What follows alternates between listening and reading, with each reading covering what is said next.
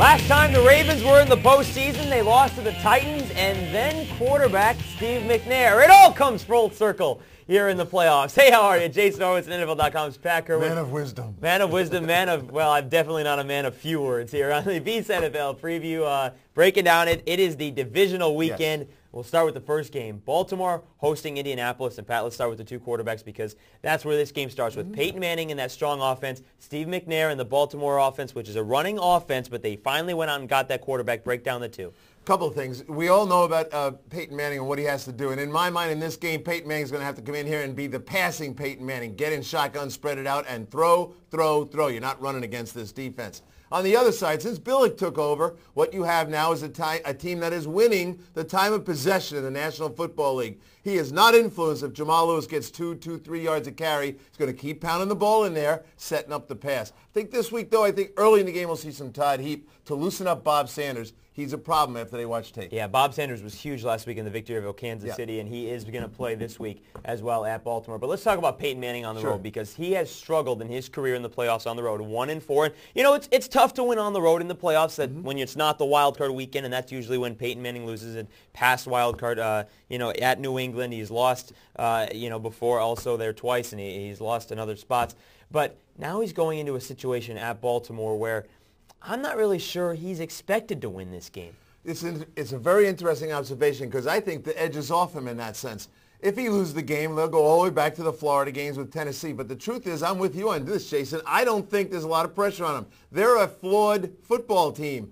They had a pretty good running effort by the defense last week, but most people believe that the Colts are a one-dimensional team. And now you've got Joseph Adai with a chest bruise, so you got to be careful how much you use him because he'll spit the ball up in a fumble. It is flawed, and I think there's a lot of room for Peyton, a lot of wiggle room. If he doesn't win this game, people will not be blaming him for it. Especially now with the way they ended the season. Right. People thought they were going to lose to the Chiefs, and they didn't do that. But here's the reason Peyton and the Colts aren't favored in this game, mostly because it's at Baltimore, but here's the reason it's at Baltimore. This defense, which is being compared to that of the 2000 Super Bowl champions. Look at that defense. The season average on the left is the total. On the right is what they did against the top offenses, and that takes into account 9 different games.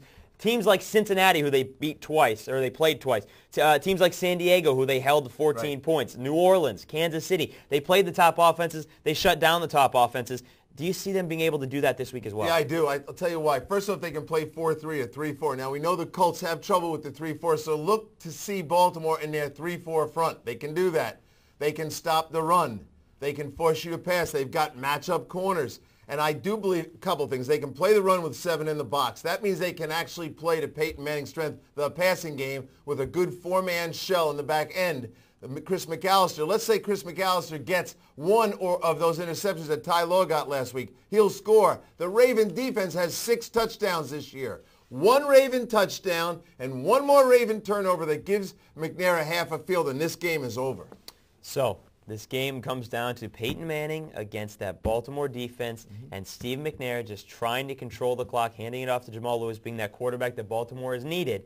Does Baltimore win this game? Yeah, they do. You know, I went back and watched the game tape last week because we also saw Colt defense do something we hadn't seen them do all year. So I went back and watched what they did. There are 2 formations that Kansas City was willing to get into that the Colts totally overreacted and played full-blown run defense. No adjustment from Kansas City. Well, Baltimore will make those adjustments. They'll see. If you want to overreact, get extra people down, way down in there, cornerbacks on the line of scrimmage, getting ready to stop the run, you're going to see Baltimore take advantage of that. Todd Heap could have 5 or 6 catches in this game. I want to make one point here.